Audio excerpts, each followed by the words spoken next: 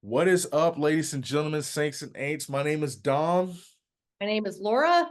and together we are the dynamic duo that makes up Lactic Acid with Dom and Laura. And guess what? We talked the Olympic trials today. This was part two of our Olympic trial series. We covered the mid distance and distance racing, and it was kind of hard. It was really hard, Dom. We went back and forth. You and I differed on some events. We agreed on others as far as what our top three and the order of our top three look like, but that's, what makes it fun. And that speaks to the depth that we are truly going to see at this trials. It can really be anyone's day, and there's a lot of different types of contenders. So we're excited, and we talk all about that in this episode. So good stuff. Laura broke out a orange highlighter, so you know that everything went down. That's how official this was. I was highlighting, I was numbering. I have all of my selections, top three are highlighted, so I can't change it now. So what you hear Yes. on the show, it's forever. So I'm locked in, man. I'm locked into my choices. There's no going back. She's locked in, all throw no filler. That's how we do on the show. And guess what? We have a little wager going on. So whoever gets the most picks in this from this episode, specifically the distance. Remember, we did the sprints, hurdles, and field events on the last episode, but this is the mid distance and distance races. So whoever gets the most picks right will win the competition. Battle of the siblings is what we call it. And you guys get a chance to help us determine what the loser has to do. So please be sure to hit us up on social media, message Laura, message myself. Send us an email, lacticacidpodcast@gmail.com, so we can know how probably Laura has to be terrorized or will be terrorized. He's confident. That's what we like to see. He's confident. We talk a lot of trash, but it's all love all the time. Please be sure to follow us on social media. Road to 1,000 followers. Remember, if we get 1,000 followers by August, we will have to reenact the Hidden Valley Ranch scene from SNL, and that will be done in Boulder. I will come out to Boulder, and Laura and I will reenact that just for you guys. We appreciate you. Love, peace, and chicken grease. Enjoy the Olympic trials. Oh, and before I forget, be sure to follow us on social media and get ready for some Instagram lives throughout the entirety of the Olympic trials because it's going to be awesome. We can't wait for it. Hope you enjoy the episode. What's going on, ladies and gentlemen, saints and ain'ts, and welcome to Lactic Acid with Dom and Laura. I am Dom, I am Laura. and we are the dynamic duo that will be talking with you today. It is a very special episode. If you just heard the episode that got released today, when you're hearing this is Thursday, so that episode that I'm referring to got released on Wednesday. This is part two of our U.S. Olympic trials preview, where we break down who we think will make the team. The Olympic trials takes place June 21st through the 30th of June, really 9 days with a 2 day break. And so it is going to be lit because at the end of the Olympic trials, we are going to know who is going to board the plane and say bonjour to all the homies in Paris. So exciting, exciting, exciting times. Yes, I am pumped. Trials week. It is finally upon us. As a fan, I have been counting down the days. I'm so pumped. There's going to be so many great races, so many great field competitions. I just feel like kind of like so much is wide open. There's obviously always going to be some favorites, but the beauty of the Olympic trials is it can truly be anyone's day. And so you just never know what you're going to see. You never know who's going to surprise. As an underdog myself, I love an underdog. I love a sleeper pick. So anyway, yeah, we're going to break all that down for you guys today. We are going to primarily focus on the distance events, 800, 15 steeple, 5 and 10. As Dom said, he broke down all of the field events and sprints. So yeah, that's what we're going to do today. We're going to talk about the distance stuff. But I'm pretty pumped. It's going to be a fun 9 days. I have not, my last track and field trials was in 2016. I competed in the 5 and the 10. And I just remember like the whirlwind that is like the track trials and like just like the stress and like the excitement. And it's just like this like almost 2 week event. And you're Yeah. just like surrounded by some of like the very like, some of the greats in the sport. Everyone's vying for these three spots. This is what people have been training for in some cases years. It's just a really exciting time as an athlete. And so again, we're trying to kind of bring that to you as fans of the sport. Because yeah, it's gonna be really fun. I'm pumped. The Olympic trials are basically the athletic version of Eminem's Lose Yourself when it comes to just kind of the preparation, but also So just true.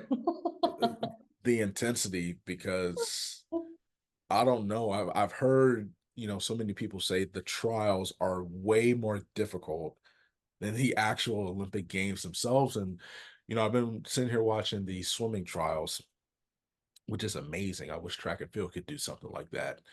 Um, and it's just insane. Like people who were favorites are not even making the finals, and people who you never heard of are stepping up. You have collegiate athletes breaking world records, and I think it could kind of very well. I don't know how many world records we see. I think, as I was saying last night in the sprints version and the field events version, I think there's a couple possibilities when specifically like a guy like Ryan Krauser, who could just do whatever he wants, somebody like that. But it's exciting. And before we get started, just as a runner, you competed in the trials a few years ago.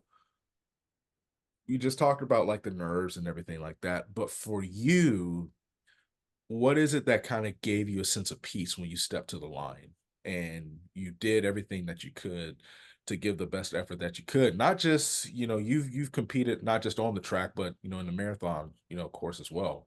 So what kind of gives you that peace, that excitement, and for you in a sense that rage to go out and just go out and do what you have to do? Yeah, I'm gonna share this in an Instagram post tomorrow, but I was reflecting on my experience back in 2016, which was the last time I competed at the track and field trials. And it was my first Olympic trials. I had just missed qualifying in 2012 in the 5K. I think I missed it by 4 seconds. I was like the third one out. And so that really stung. And so I had to wait another 4 years to get the opportunity to like make my way back. And I not only qualified in one event, but in two. And so I remember the 10K was first, and that was the event that like we put everything towards. The 5K was kind of just like, just like kind of the backup and just like to get more experience of racing at that level. But the 10K was the event that like I basically poured myself into, and I felt like that was my best shot to make the team. And I remember when they walked us out onto the track and it was hot. It was July 2nd. I think the race was at like 10 a.m. It was hot. You just like walk out of the tent onto the track and you're just like, I just got like my system was just like flooded with nerves. And you're like, oh my God, like I'm gonna shit myself or throw up or both. Like I'm not sure what's gonna happen. And I just remember like trying to calm myself down and like, they line us up on the start line.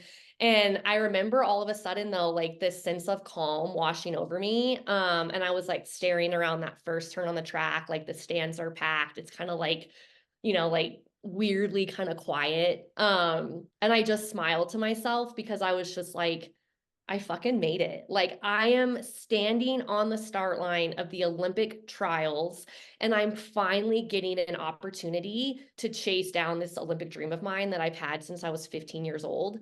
And I think that's what's so cool about the trials, like regardless of what happens and like what that end result is for people, I think just knowing how hard it is to make it to that start line and how much sacrifice and work and just like 4 years of grinding kind of go into that.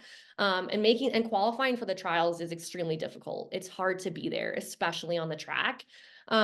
You're one of like 25 really, like 25, kind of the best in the country, so to speak, as far as like earning your way to that line. So I remember just feeling really proud of myself and just being like, no matter what happens, like I'm going to give it my all out there and I'm going to fight to the death. And even if I don't make it, like I just felt so grateful that I was getting a chance to go for it. And I feel like that's all we really want as athletes is to give ourselves every opportunity to make it to this point so we can just go for it. And you have nothing to lose once you make it to the trials and you're on that line or you're, about to, throw or you're about to take that jump, like you've made it there and you're like, this is where I get to kind of have fun because I have nothing to lose and I'm going to throw myself in it and see what happens. So I think that's what's really cool, and that's what I'll always remember. Like it's one of those moments in my career I'll never forget. So yeah, so as all these athletes, are flooding into Eugene this week, I kind of hope that's what they can remember to like soak it all in, especially if this is your first trials. And just like be proud of yourself for having gotten to this point because it's a hard point to get to. What's that meme? It says crying, sobbing, throwing up.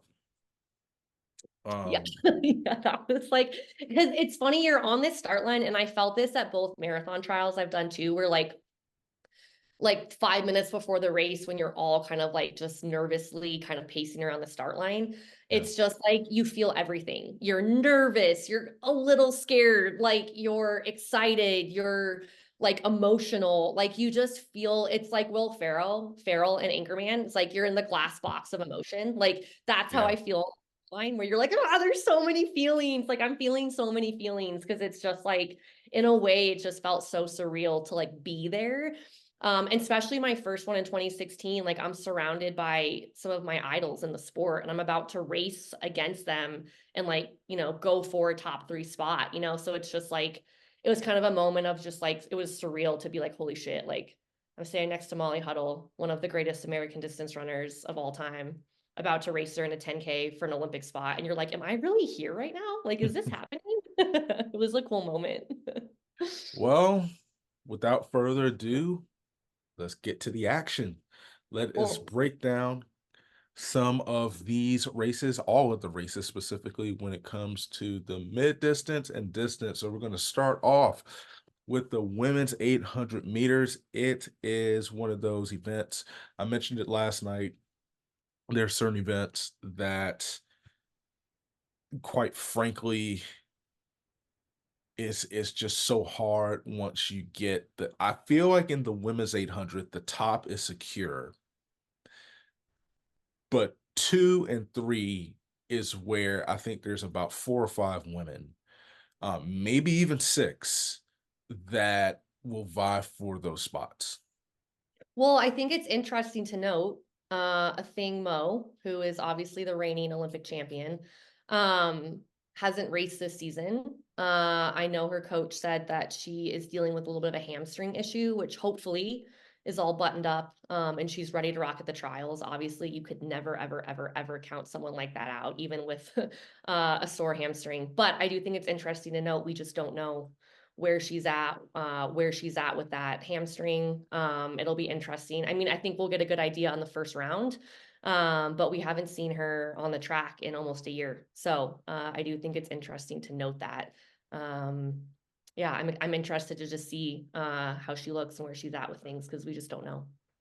SI just released a really good piece on a thing, Mo, and it talked about just, I don't want to say how she's lost her love for running, but a lot of people get on her about not racing, and she's really Yeah, just trying to have fun in the yeah. sport because now, when she was 19 and she's anchoring, the 4x4 with Sid and Allison Felix and, winning the women's 800 at the Tokyo Olympics, it's all fun and games. And then the pressure of what comes with that just comes on you at such a young age. And she's still trying to balance that out so she can have fun. I actually don't have any concerns with the thing, Mo. One thing Bobby Kersey, her coach, said is that they'll use the rounds to just kind of get her fresh. And to be honest with you, I think the talent she has on her worst day, I don't know.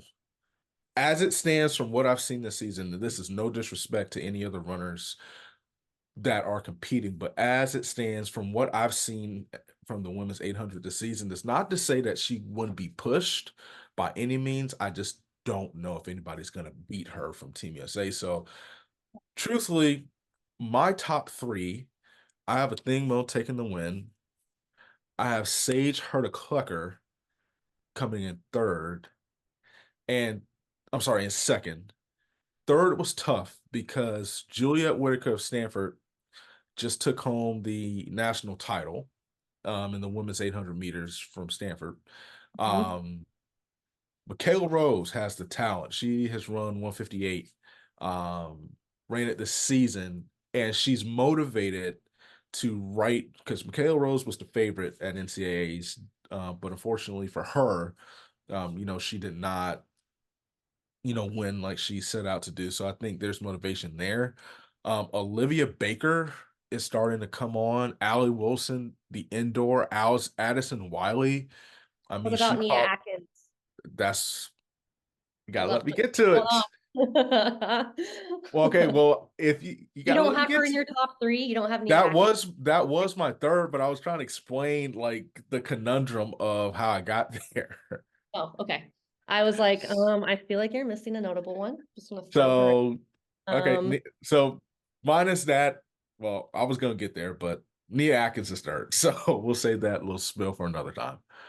no, I mean, I also have like what I have, Aj, Raven, Kate Grace. You gotta look at the vets in the field because the 800 is like when you have 3 rounds, I think it also 3 rounds favors vets because it's tactical. You have to know how to race. It's not just about time trialing and running fast times. Like, yes, you also have to be able to do that because you have to be able to close. And you have to kind of be able to like have that fitness to break that 2 minute barrier. I mean, that's what we're seeing. But I have those three as kind of like, you can't not mention those three names when you're talking about a US 800-meter final as far as the experience between those three. I think experience plays into events that have those kind of rounds. You can't overlook that. I promise you, I was gonna mention that in Okay. that, but when you mentioned Nia Ali, I was like, all right, I'm just not gonna finish what I was gonna say about Kate Grace and all those. But we are of the same thinking, but I do think Nia Ali gets that third Nia spot. Atkins. So Nia I'm sorry, Atkins. Nia Atkins. I'm sorry, Nia Atkins rather gets that third spot. Who's your top three?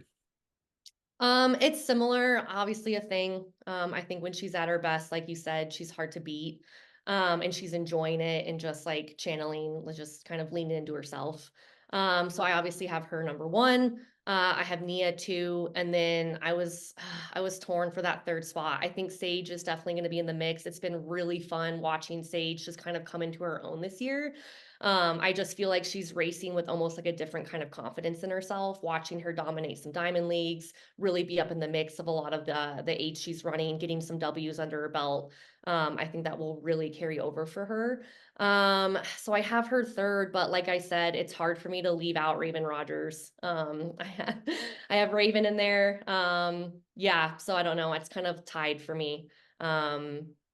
Between those two for third, but we have similar top threes in that event. So yeah, it's gonna be fun.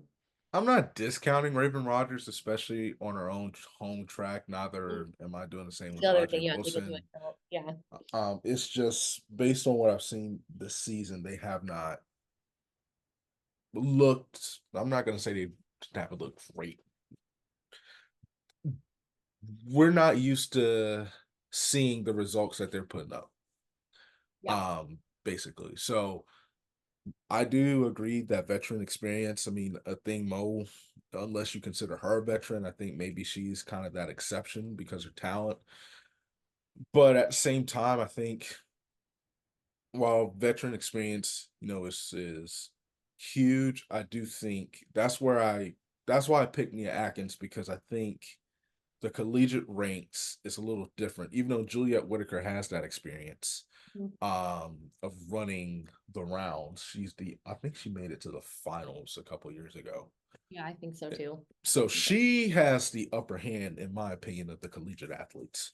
Yeah, And Michaela Rose might have as well, but there's a difference between running 2 rounds and 3 rounds, for sure. This is which is what makes this interesting for the high schoolers that are in. We talked about Kristen Miller last night, but for a collegiate athlete, and then obviously you bring in, some of the veterans, Olivia Baker, Kate Grace, Ajay Wilson, Raven Rogers, uh, who know how to race the round. So that's to your point. That's kind of where that competitive advantage comes into place. for sure. But see, this is what we were saying earlier. This is what makes the trials fun. You know, you just have so many different types of talent and so many different types of racers all coming together in these rounds and in one race. It just makes it almost, again, it just almost feels so wide open. Like it is and it isn't in some ways, I guess, depending on the event, but it's exciting. Yeah, it's gonna be fun. All right, men's eight, Dom. Moving on to the men. The Mm. men's eight is, oh, I'm sorry. What were you saying? Oh no, I just said, who are you Oh, thinking? I think there's a clear-cut favorite to win, and that's Bryce Hoppel. Um, and I think I was gonna say, listen, I don't, and this is another conversation for another day. I think he will medal. I was thinking maybe he will push gold, but then Emmanuel Wamanyani ran 141 like 40 or 141.70 the other Yeah. day. Oh man. So I had to put that back into the treasure box. I think everyone Um, did. Everyone was like, okay, okay, yeah, that changes and things. That looks different now. like Whoop. 21 years old. It's like that's wild. Man. Um, man can't even drink yet, but he's running the third fastest time in the I think men's that was a 800. thing in 2021 at Tokyo. Wasn't she 20? I don't even think she could legally drink and she won a gold medal. She was 19, if I'm not mistaken. 19. There you Yeah. go. I was just thinking like, wow, what was I doing at 19? Not winning a gold medal at the Olympics. Nah, don't even think I was running or doing any form of exercise. Yeah, that was wild. I remember like having like a moment of like reflection like over my life and I was like, what am I doing? Yeah, so a lot of people are gonna see a lot of young cats at Hmm. these Olympic trials, and you Yeah. have to make sure not to look back over your life when you see somebody younger doing It's something. really hard. Don't recommend, but it might happen. And if it does, you just gotta feel it out. But anyway, Yeah, so thoughts and prayers for those who will go into a dark spiral. Anyway. yes, a dark spiral. It's okay. Um, God still has a plan for you. But um Bryce Hoppel's gonna win. What makes that second and third spot tough is because there's some inconsistency yeah. when it comes to really a lot of them. My second pick is Isaiah Jewett. I think he ran 144.02 this year. He Mm. has potential. The way he races is interesting because he likes to lead kind of off the bat and everything. And that's a dangerous game to play in the 800 um, because you always have to have something to go home with. That's the saying that's always said in the sprints. But I think the unique thing about this race, when you have clear cut favorites like Bryce Hoppel, I don't know if you're going to go for the flashy time because you don't need it and everything. That can favor some of these other runners essentially because the pace can be what they're more comfortable with. I think I Jewett. Isaiah Jewett takes second. I want to say Brandon Miller so bad. I desperately want to say Brandon Miller.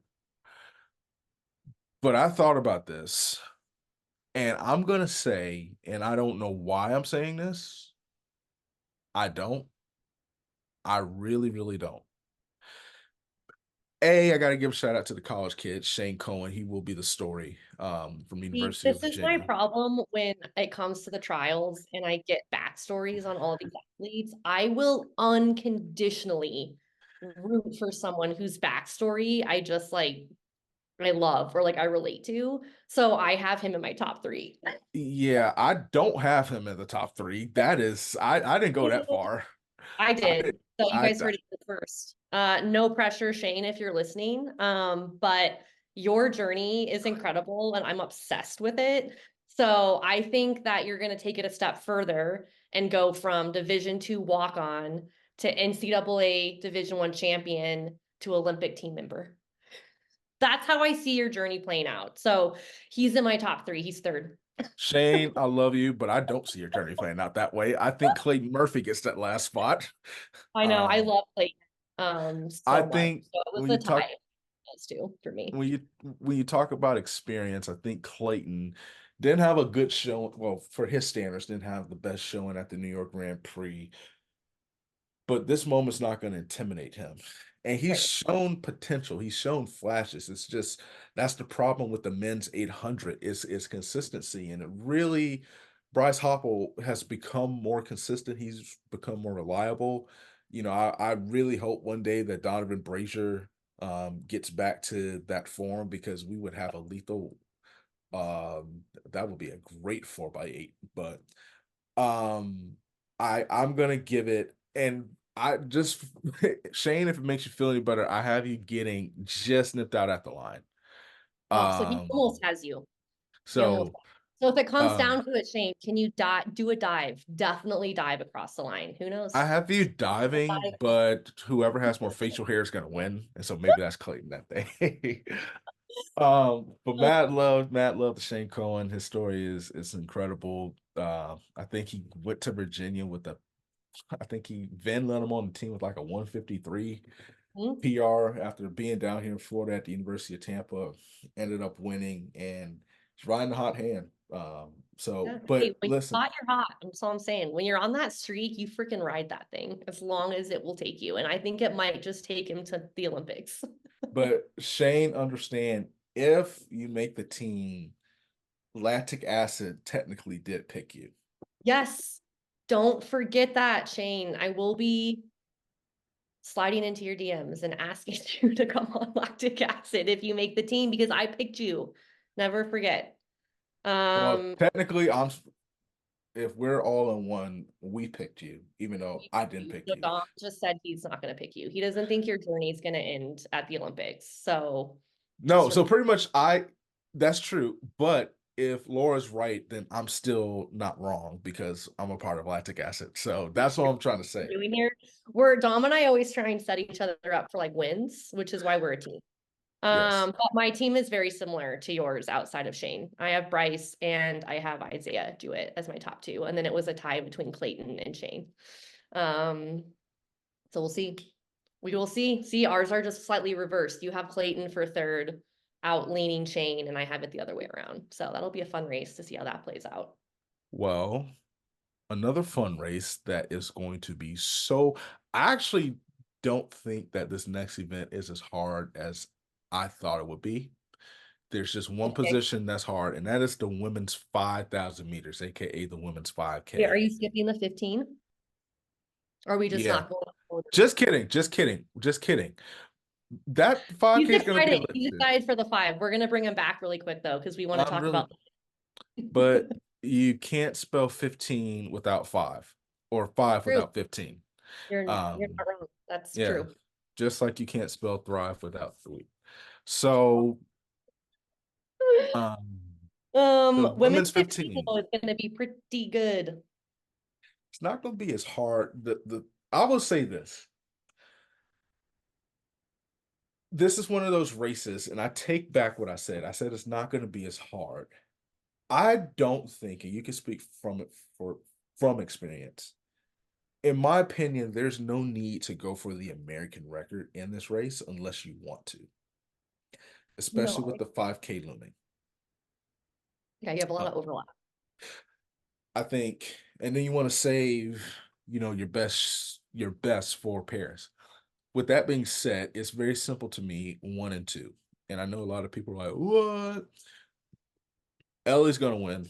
At least she's my favorite to win. Same. It depends. I will say this. I can see if the pace is a little slower. I'm not saying she ain't gonna make the team, but I'm saying if the pace is slower, some stuff could happen. That's all I'm saying. I think You will Nikki be coming Hiltz, off 5Ks as well. yes. You got to kind of factor that in. Yes. So the slower the race, the more complicated this all gets.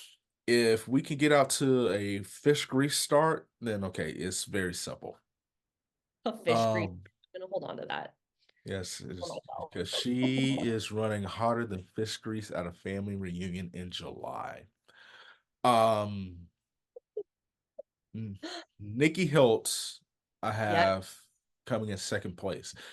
It gets crazy when it comes to that third spot for me because that third right spot. now, that third spot, there are three names, to be honest with you. that separate themselves to me. Emily Mackay, Mhm. Elise Cranny, and Sinclair Johnson. And I'm gonna tell you why. Sinclair obviously has experience, but she ran 159 up in Portland a week or two ago. I thought that was pretty big, especially since she closes very well. Mhm. Elise is starting to get more confidence. Elise is a very good 1,500-meter runner. 358 is her PR, so the potential is for sure there, and she is starting to gain more confidence. And I don't think she was able to showcase everything at free. Um, because I think she's faster than the 4. Actually, I know she's faster than the 403 she ran at pre. And then Emily Mackay, like Emily Mackay, if you haven't caught on to her, she is hitting the track world faster than a cold in November. Like, it is amazing the things that she's doing. And to be honest with you, I have her finishing third. 157 in the 800 meters at the Adrian Martinez Classic, just broke 4, and she has championship experience, not obviously on this level. She finished 8th, I think, last year. But then to come back, and when she came on the show, she kind of talked about it, just, her experience winning a medal this summer. And then her and Ellie, went to, what was it, Glasgow was indoors at, and she took home a medal there in the 3K. Bronx. Um, and took home a bronze medal. So I think she rides that momentum. And I think fourth place kind of is between Elise and Sinclair. Barely. I think it's going to be close. I will say this, if the race is closer, because as you so brilliantly stated, if you put those 5K, miles on to that race, even though you get a couple days off and there's a day in between the finals 10K and in your the legs yeah, it's makes it it interesting. it makes it interesting. And I think if that's the case, then you have to start looking at somebody like a Corey McGee, or Danny Jones to come in and try to make some noise. So that's going to be an entertaining race. What you thinking, dude? No, I'm with you on that. I have Ellie, Nikki. Third was hard, but then after seeing what Emily just did and running a 157, and then just like again the momentum that she's just continuing to kind of gain since that big breakthrough in indoor, I'm just like she's hard to bet against. Um, but then yeah, I don't know. I think for me it was Corey. Corey's a great championship racer. I know she hasn't quite popped that big kind of one this season, to like really like throw her into that mix as far as like that top three, but you can't count Corey out. I mean, she's fantastic when it comes to just tactical racing, her experience. She's made, she made the Olympic team in 2021, made worlds in 2022 and last year, right? Yeah. Yeah, so she's made 3 teams in a row, which is incredible in the 1500, which is incredible. So you definitely cannot overlook someone like Corey. Danny, man, I think Danny's coming on strong. I think she's finally really put together a confidence like booster of a season as far as like showing that she can be in that mix. Um, so yeah, I think it's going to be honestly, I think the women's 15 is one where you could play it out. You could run it like 3 or 4 different times, and you probably have 3 or 4 different combinations. Yeah. Um, Yep. and I think that's what's going to make it so interesting. Again, it's championship racing, it's 3 rounds. Some of these women are going to have 10K of racing in their legs already. It could be fast, it could be kind of slow with the hard last lap. Like it could play out so many different ways. And depending on how it plays out, you're playing to different strengths with these athletes and kind of who can capitalize on what. So yeah, I don't have that one buttoned up by any means. I have my tentative top three. But man, I'm not sitting here being like that's how it's gonna go, like by any means. I will say this too. We're gonna get this in the women's 5K. The weather could be interesting, Yeah.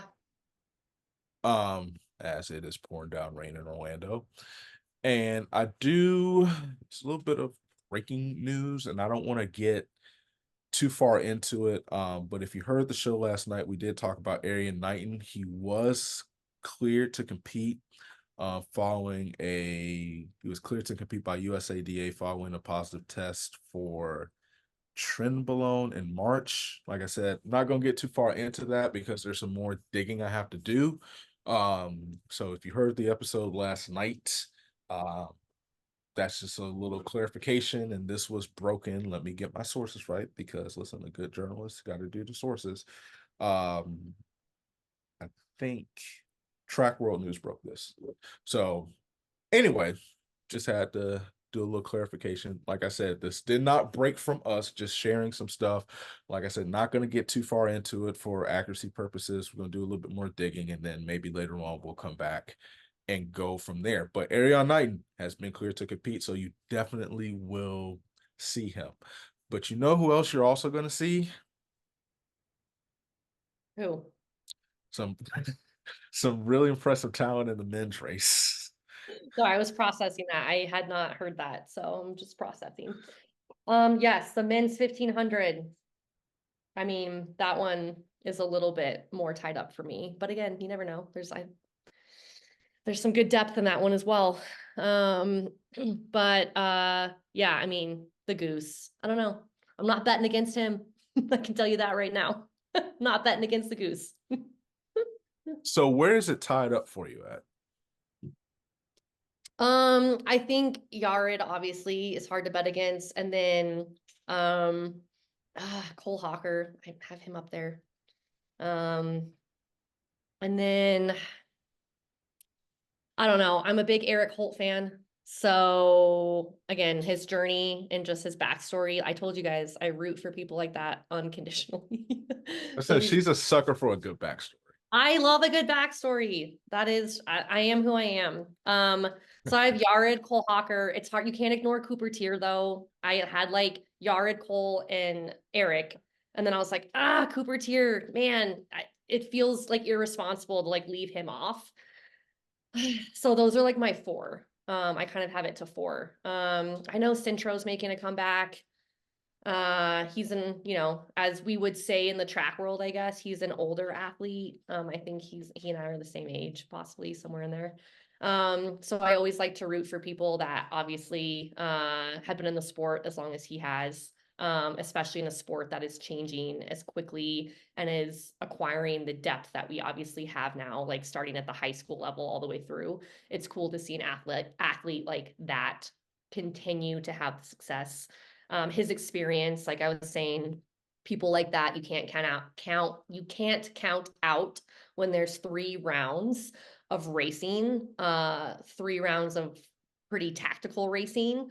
So you can't count someone like Centro out.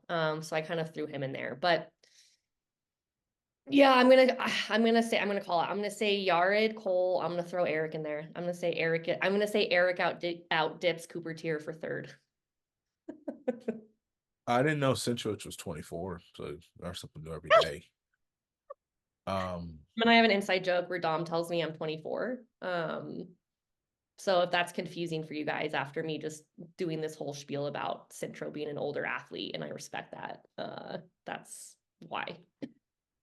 Yeah, didn't know that he was 24. That's interesting. Learn something new every day. That's why you shouldn't trust everything you read on the internet. No, don't trust Um, you read on the internet. Definitely don't do that. so Okay, so what are you thinking? That's kind of my thoughts on the men's 15. Do yours differ drastically from that? no, I feel bad for not including Eric Holt. Um, I personally would love nothing more than to see Centrovich run it back and get another gold medal at the Olympics. Ooh. Um, did that in 2016 down there in Brazil. Yep. But my mind simple is Yard Naguse, Cole Hawker, Cooper Tier. Um, I am hoping that Yara takes some confidence from this and he goes out in the Olympics and he goes at Josh Kerr and I want Jakob. the medal. It's time. He's bringing home some hardware, Yared. You're No, bringing some I want him to win the gold. nice. No, I love that. I mean, I watching the Bowerman Mile at Pre, in my opinion, was essentially an Olympic final. Yeah. And all the heavy hitters that we're gonna hopefully see. Those three are my medal contenders. Those three, for sure. I would love to see Yared win. That would be sick. But I definitely want to see him bring home a medal of some kind back to Boulder when Paris is all wrapped up. But watching those three battle at Pre was like, whew, was exhilarating. I was That like, was give the people what we want. That's what we want. That was so that fun. And I was love the insane. Josh Kerr and Jakob beef. Like I think I'm here for that. I think the sport needs it. So let's keep that going. That is such a weird beef. Like that is It's super weird, but I like it. I'm not saying I don't I like like it. it. It's I mean, I cover the sprint, so I Yeah, don't you know. It's like, oh, that's kind of cute, but I'm just waiting for like I don't know. It's not a real beef until there's diss tracks involved. And I haven't seen that yet. So I was like, like you're waiting for like a Kendrick like Drake battle. that was capital murder what Kendrick did to Drake. So I don't want that.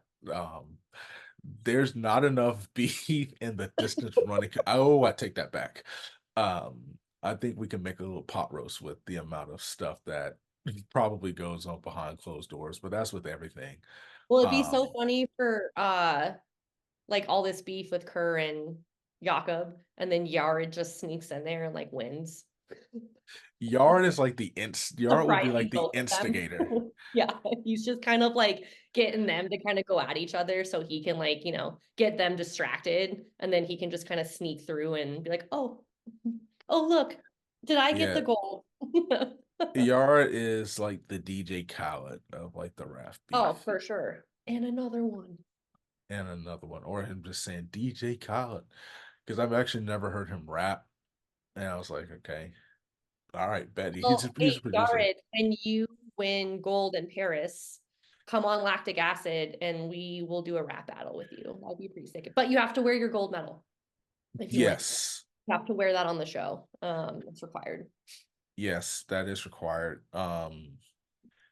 I this is a bad comparison. Yard, I say this with respect. What if Yard, what is that artist that always says his name like 10 times a song? And he's a pop guy. Jason Derulo. Jason Derulo. Jason Derulo. Like Jason he intros Derulo. himself every song. You're like, yeah, I know it's you. Like I literally know what I'm listening to. Yeah, like I don't know why. I can see Yard kind of filling that role just walking to the Jared. Yard in the goose. Or he just like if Yard was like if Yard wins, Yard, you have to go like old school OG Mike Jones. Um that's it's a different demographic probably than some people who are listening. So we'll go on to the women's 5K Yeah. where Women's fight. This is Dom's event. This is what he was so pumped for. this All is right. my favorite You lead event. us off on this. It's gonna be interesting because women's 5K kicks off on Friday and it is going to be 87 degrees for the first round. So it's going to be a little warm, but it's going to cool down probably once you get to Monday, the finals, where it's 79. So depending on, they'll probably crank this out later on. So Eugene, like if you can get that sweet spot where you can get around 70, 60, 70 degrees, that's certainly better than 87. Um, for me in July and June, that's jacket weather, but I understand for some people that may be a little hot. That's toasty Um, and sweet. High yeah, 80s. That's hot there. there's like no humidity. It's like a skosh humid. But yeah, not, I mean, compared to where you live, no, you're right. It's not humid, but it's more humid than Colorado. So that's why I say it's a skosh humid. This one is not as complicated as people think because there's only three women who have the standard. That's Ellie St. Pierre, that's Elise Cranny, that's Carissa Schweitzer. I'm sorry, four Or people. Josette Andrews. yes. It Ellie obviously had a fantastic time about a month ago. 14:34. Elise is coming on, Carissa's coming on.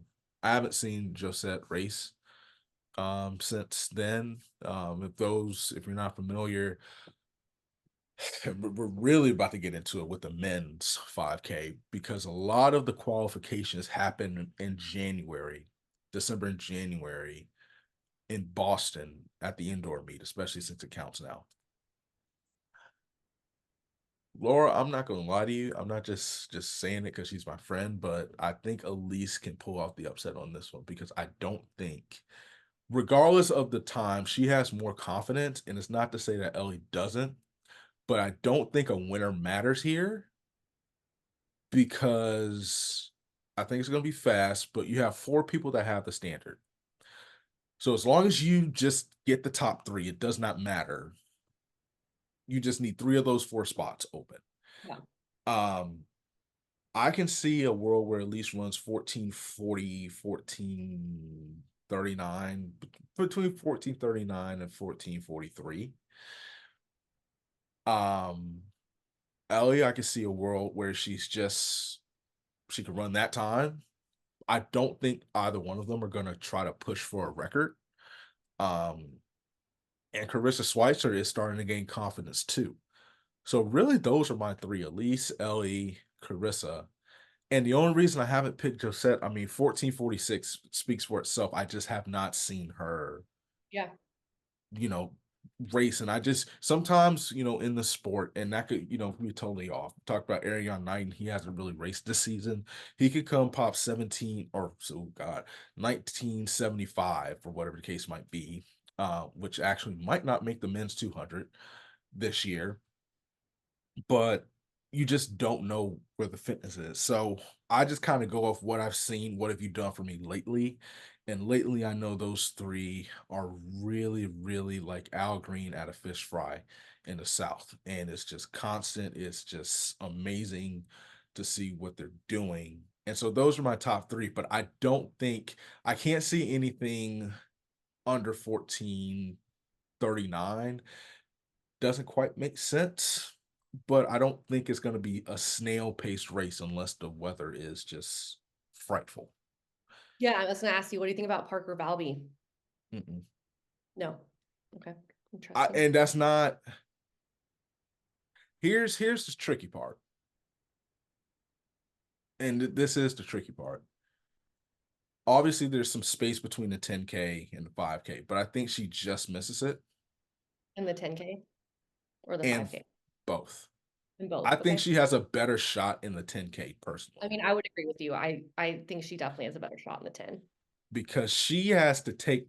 And I was talking about this with a coworker. I think she would have to take that race out. Yeah. But the difference is you have about four women who could catch you at the end. So that's the only reason. It's no disrespect, no shade to Parker. I just think if it turns into a race where you have to actually put your foot to the metal and she takes it out, especially because we don't know, like we talk about, you have four women who have the standard. What's the use for them cranking out the pace? You Well, know they what I'm don't saying? need to, and they won't. If you don't have the Exactly. standard, you're gonna have to do what Abby Cooper did in 2021 and go get it yourself. Like that's what Exactly. you're gonna have to do. I thought, and I'm gonna have to double check myself on this. I wish I'd have researched this a little bit more. I thought a few more women had it based off of ranking, but I could be mistaken on that. I didn't think it was just four anymore. I thought more people had it with rankings, but we'll have to do a little homework on that. So I'm not going to confidently speak on that at the moment. But I thought that was the case. As it But stands, like based on what we've seen from like what was released in the entries, yeah, we'll say this: at least four. yeah, at least four have it, like locked in with time, which is the surest way to ensure your Olympic dream. In addition to being top three. Yeah, no, I agree with you on those. I definitely had Ellie. I have Ellie winning. Um, but I think Cranny has definitely more experience in the longer distances, and how to race those, especially at a championship level. I mean, she won the 5 and the 10. in 2021. So yeah, she's hard to bet against. But Ellie's just on fire. I feel like Ellie's racing and running times that are just on a different level right now as far as US goes. So it's hard for me to have her not winning. So I had Ellie and then Elise. Carissa, yeah, after seeing her race Portland, you're like, okay, like she's in this. She seems like she's coming on just when she needs to really lay one down. But it was close between her and Josette for me. Yeah, Josette hasn't had a huge spring season. She's been laying kind of low. But word on the street here in Boulder, is that she's cranking out some workouts that are making my jaw drop. So I will say, like, I know that's a little bit different than like racing, like training and racing are a little bit different. But as long as she can kind of get that psychological piece as far as like the racing that she hasn't quite had as much of this summer, as long as she's good there, I think fitness wise, she's going to be in this for sure. So it was hard between those two for me.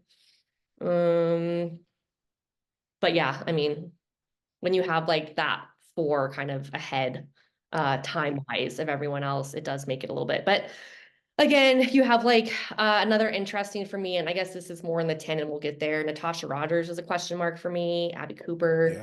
Yeah. I feel like Whitney Morgan is also someone that could kind of be in there in the mix. So those were kind of my dark horses in the five as well. But yeah, again, another interesting race. It's gonna be fun to see how that bad boy plays out. Whitney Uh, Morgan is actually a good yeah, sleeper what she ran pick. 15:06, I believe. Yeah, she's been cranking. So I was like, I'm gonna throw her in the mix for sure. I'm not gonna sleep on her. Yeah. I Ella think she, Donahue. yeah, another one. Yeah, I mean, So uh, it's now those are sleeper picks, not awake picks. So yeah, I um mean, I don't have them like in my top three, but I have them on the fringe of like they could sneak on that team. Like they definitely have they've put enough together for me that I'm like, oh, they could definitely be there depending on how that race plays out, for sure. So it's exciting. well, the women, would you say it's a little bit more clear cut than the men? Yeah, the men, I'm like, I don't know. So the I don't men, know. so there's one, two, three, four, five, six, seven, eight, nine as it stand. Nine have the standard for Team USA. One, two, three, four God. are under 13. One, two, so one, two, three, four. And then yeah, and then the rest are under 1304. What I believe is true is that Grant Fisher's going to win.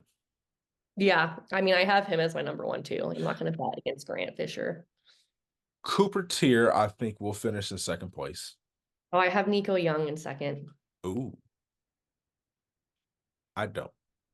Okay, let's I don't see. have him on the 5K team, Oh, actually. interesting. Okay, I love when we differ like this. It'll make it more fun to watch. So, okay, pause this. What if we did a wager? Sure. Now, we're both poor, so it has to be something a little different. Um, okay. Y'all stay tuned to future episodes. And so we have by Friday, we have to have the list of people we want to win, or whatever the case might be. And then I'll put it in a document. We'll post it on Instagram, and then we'll let you guys kind of see.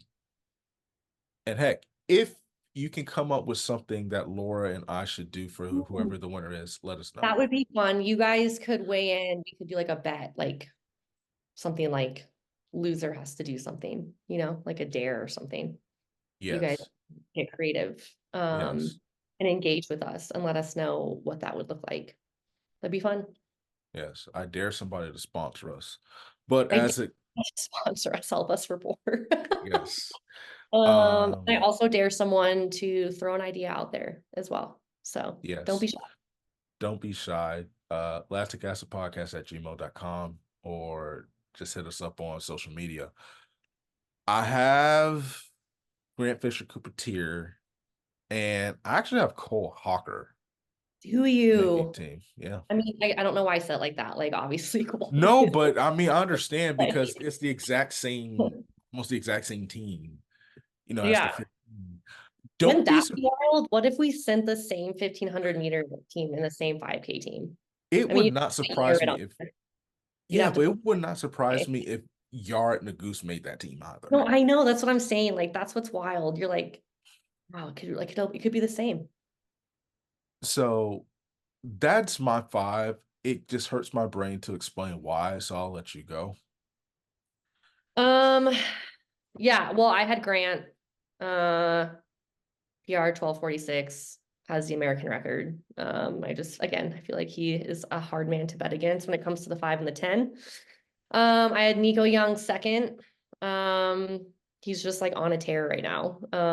It's wild to watch. And then I had Cooper Tier third. So we had the same three just in different order for second and third.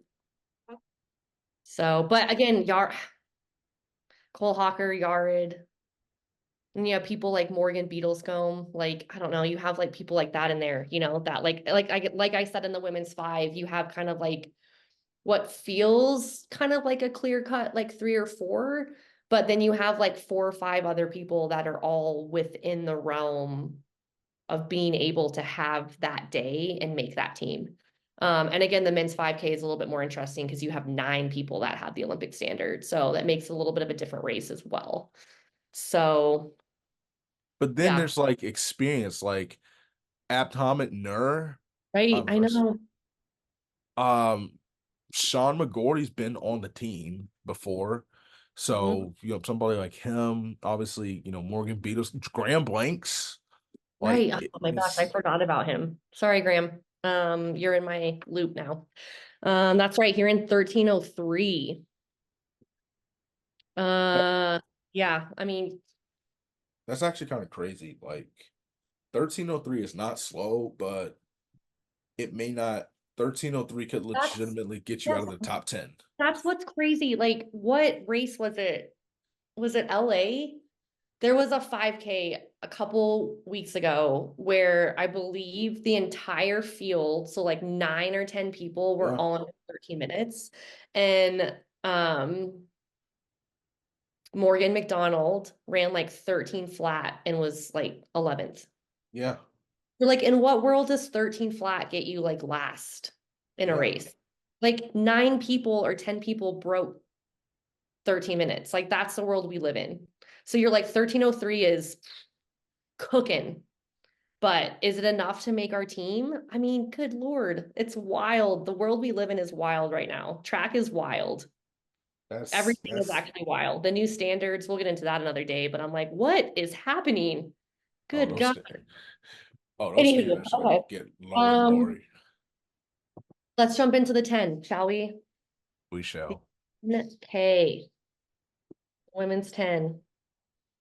Man, it's gonna be a good race. I'm excited What are to you watch. thinking? Um, mm, I have Wayne winning. As is she the only one that has the time standard Yep. That I've seen, yes. that I've seen as well? Yeah, okay. Wanted to make sure that I'm correct on that. Yeah, I have her winning after what I saw her do at pre, and just kind of the trajectory she has been on. Also, talk about a backstory. I've been rooting unconditionally for her for like years. So, and I feel like Wayne too, like I know she's made a world cross team, but I don't believe she has made a world team on the track. She has been close, has never quite put it together on like the championship day. Obviously has the resume and the pedigree to do that. But again, that's what makes our trial system incredibly difficult is you have to also show up on that one day and have it all put together and the stars align. And that hasn't quite happened for her yet on the track. So I'm calling it. I'm saying she's going to win her first Olympic trials and make her first world track team. So I have her winning. I have Amanda Vestry getting second. Um, she has been on a tear. I've been telling everyone, I'm like, listen, you got to watch out for this girl. She has been cranking on the track all season, kind of the underdog. She popped a big one at the mini 10K 2 weeks ago in New York on the roads, which is a really hard course. It's fast, but it's hard. I have run it a couple times, so I know. She ran 31:17, top American, beat Sisson, beat Dakota, beat, I think Annie Frisbee was, I mean, it was like a loaded field. She was top American in fourth. Was chasing down Fiona O'Keefe and Megan Keith at the night of 10K PBs in London, ran 31:10. I have her getting second behind Wayne. So you heard it here first. And then I'm gonna have Carissa as my third. I I have Parker fourth. So I have That me, Amanda, Carissa, and then Parker.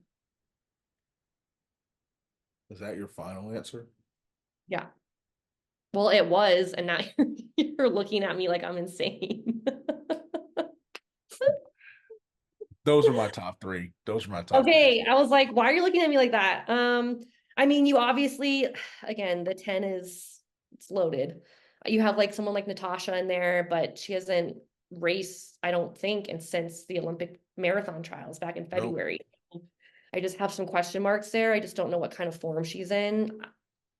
Natasha is a grinder and Natasha will die in a dark place. And I respect her as a competitor so much because of how freaking tough she is. So if she's on the start line, I'm never going to count someone like that out. But, and then you have Kira obviously in there. And you have some really great vets in there who have been on the track and have been in this race, time after time after time. But yeah, those are my three. Wayne, Amanda, and Carissa. And then I have Parker in fourth. I think Parker just misses it this time around. Don't sleep on Ellie Hennis. That's Yeah. all I'm saying. Oh, hey, yes, he has another one. He's, Don't fall asleep on her. yeah. Um, because she could easily make this team as well. All Yeah. right, last but not least, Well, no, not technically. We have the men's 10K, but we also have to hit the steeple. just kidding. Almost last to not but not least. The men's Men's 10. 10K. I think that one is kind of easy because as I see it at this moment, from what the research we've done, and obviously we could have missed something. Don't sue us if we did. I think the three people that we've seen, at least right now, that have the standard are the three people that are going to go. And I think it's in that particular order. Grant Fisher thinks going to win. I Mhm. think Nico. I will say this. I can see Nico Young I was gonna say pulling off the upset on Grant Fisher. I I can have see. Nico winning the 10. Of course you do. Apparently I'm a Nico fan. I just realized this. I Yeah, think, I have yeah. Nico going one. I have Grant going two, and I have Woody going three. That's who I have. I have Grant one, Nico second, Woody three, but I can easily see one and two flipping. You almost talked me into it, but I have to stay controversial, specifically where you're concerned, so I can't do that. Okay, well, only time will tell. Friday night, we'll find out Friday night, baby. Friday is stacked, by the way. We're kicking things off hot with distance stuff on Friday. 5K, 5K starts We have the the first round first of the round of the 800 5K. for women, first round of the 1500 for men, first round of the women's 5K, and the men's 10. It's a big night. Big Cooking. night. All right, so let's get to the steeples, and then we're gonna wrap this bad boy up as far as mid and distance go.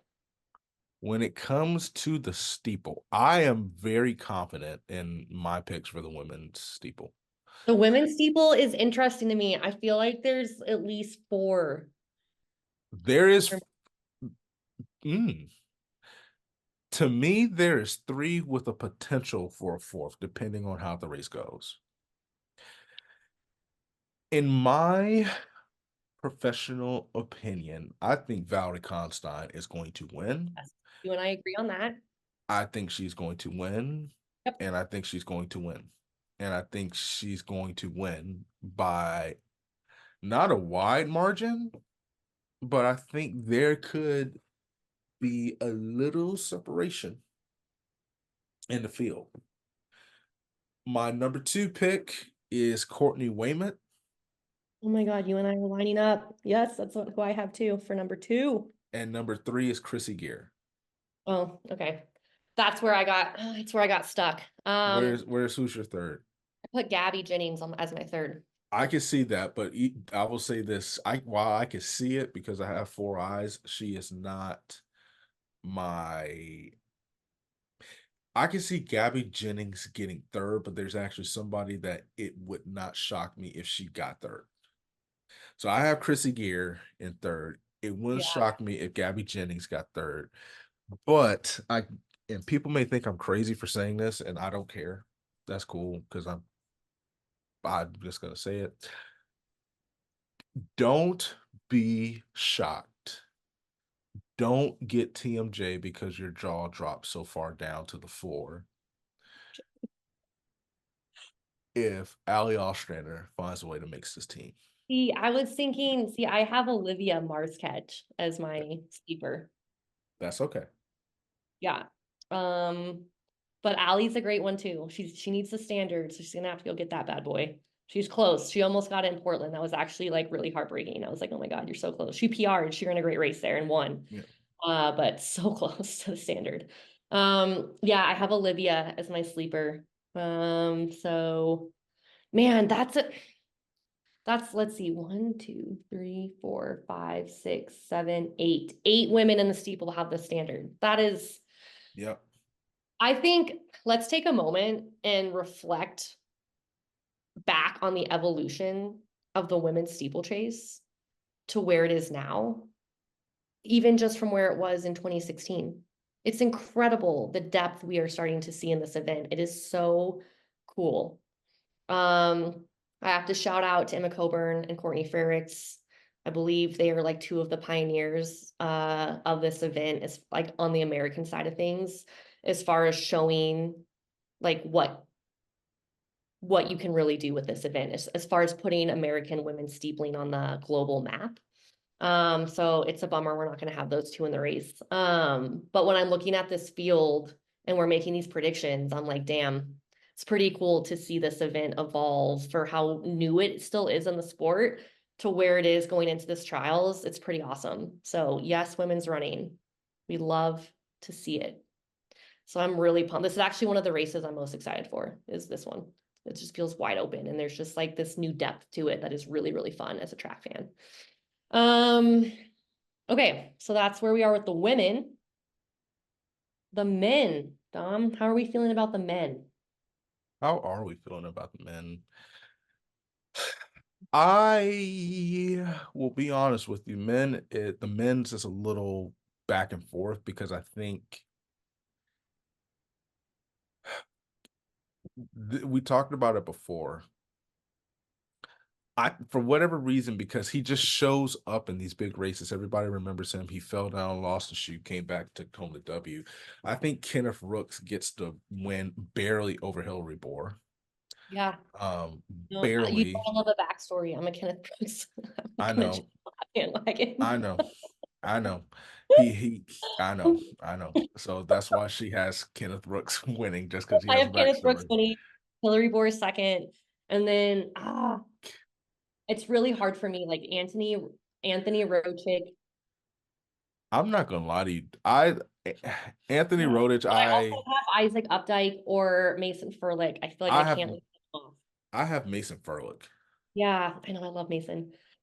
Uh I'm telling you, yeah, Kenneth Rooks could have run like 10:42 as a seed, and I feel like you would pick him to make the team yeah. I think I just called him because Kenneth Brooks too. Kenneth, I'm sorry. I meant Brooks. I'm losing it over here. Yes, no, I have Kenneth Brooks making the team or winning. I have Hillary Bohr second. I'm gonna throw Mason in third. There you go. There's my men.